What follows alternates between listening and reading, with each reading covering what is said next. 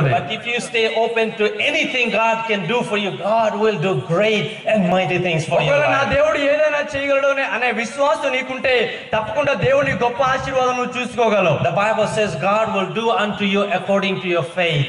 దేవుడు నీ విశ్వాస పరిమాణాన్ని బట్టే నీ జీవితంలో కార్యాలు చేయగలడు. If you have little faith, you will receive little things in life. ఒకవేళ నీ జీవితంలో చిన్న విశ్వాసం ఉంటే చిన్న చిన్న కార్యాలను చూస్తావు. But if you have large faith like brother Paul here, then God will bless you with a large vision. ఒకరికి ఉన్నట్టుగా దేవుని సేవకుడు పౌలు ఇమ్మానుయేల్ గారు పెద్ద విశ్వాసం నీకుంటే దేవుని నుండి గొప్ప గొప్ప కార్యాలను నువ్వు చూడగలవు. Many people find it hard to receive anything good from God. చాలా మంది దేవుని నుండి మంచి కార్యాలను చూడలేకపోతున్నారు. They feel they are not worthy because they feel they have committed too many mistakes. ఎందుకంటే వారు ఏమనుకుంటారంటే నేను చాలా తప్పులు చేశాను, దేవుని ఆశీర్వాదం పొందుకోవడానికి అర్హుడు కాదని భావిస్తారు. We have good news for you. ఇక్కడ ఒక మనకు శుభవార్త ఉన్నది. అదేంటో It తెలుసా? does not matter how many mistakes you have made in the past. Tonight you can be right with God. ఒకవేళ గతంలో ఎన్ని పాపాలు ఎన్ని తప్పులు చేసిన వ్యక్తి అయినప్పుడు కూడా యేసు ప్రభు నిన్ను నూతన సృష్టిగా చేయబోతున్నాడు.